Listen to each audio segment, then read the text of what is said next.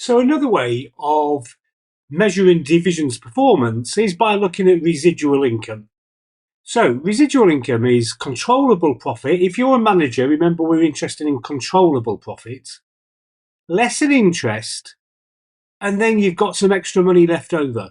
And that's what residual income is. Residual income, money, residual, left over. So money that you've got left over, as long as that's positive, that's good news, okay?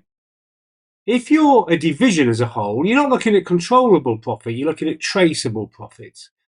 And you take off this interest charge and you're left with a positive residual income and everybody's happy.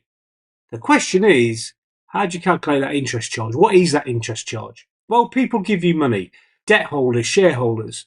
They give you, let's say, $200 worth.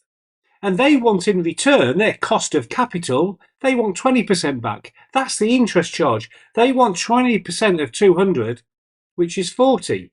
We got a traceable profit of 100, so we've got their money back and some left over, some residual income, which is excellent. So residual income needs to be positive, and the higher, the better.